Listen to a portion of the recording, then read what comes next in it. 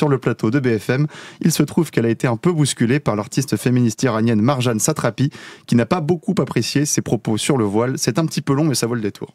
Madame Rousseau, donc il y a 2 années de ça, un peu plus, on a fait notre premier rassemblement, place de la République, pour la révolution Femmes, Vie, Liberté.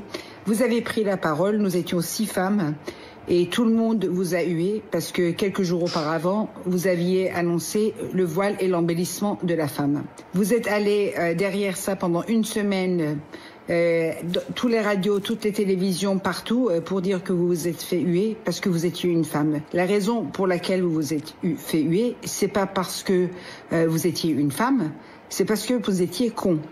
Et vous continuez à l'être.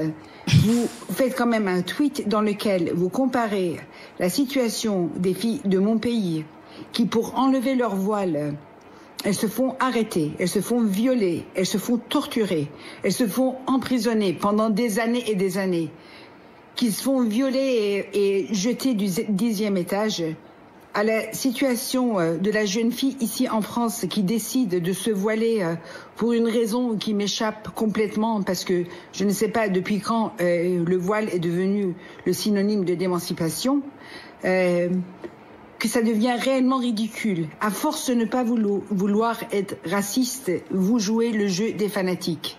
Donc la première fois, j'ai pas voulu vous répondre, mais ça suffit. Que vous ne compreniez pas la situation et que vous soyez bête, c'est ok.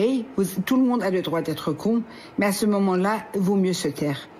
Ça c'est dit. Heureusement, notre Sandrine antinationale va tenir bon, tant sur la répartie que sur ses valeurs, et lui renvoyer la monnaie de sa pièce à cette Iranienne. Déjà, je voudrais dire que... je vais vous répondre sur le fond, mais d'abord, je voudrais dire que sur la forme, il y a un sujet. C'est-à-dire qu'on ne traite pas une députée de conne, en fait. C'est violent. Non, c'est pas violent, c'est insultant. C'est vrai aussi. D'accord. Et donc, ça n'est pas possible, parce que la démocratie, et comme je l'ai dit tout à l'heure, et t'as un art, elle peut ne pas être d'accord avec moi, et c'est tout à fait légitime, mais on n'a pas à insulter une députée. Donc déjà, je voudrais le poser parce que Une députée ou pas une députée? Oui, quiconque, mais encore plus une députée.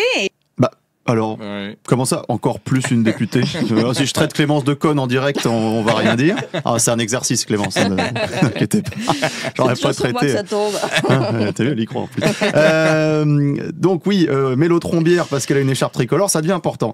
Il en prend un sacré coup quand même, le mythe de l'égalité républicaine. Et puis de toute façon, chère Sandrine, et c'est là l'éternel problème entre le droit et le réel, c'est que même si vous nous interdisez un jour de dire que vous êtes conne, ça ne nous empêchera pas d'être très nombreux à le penser très fort.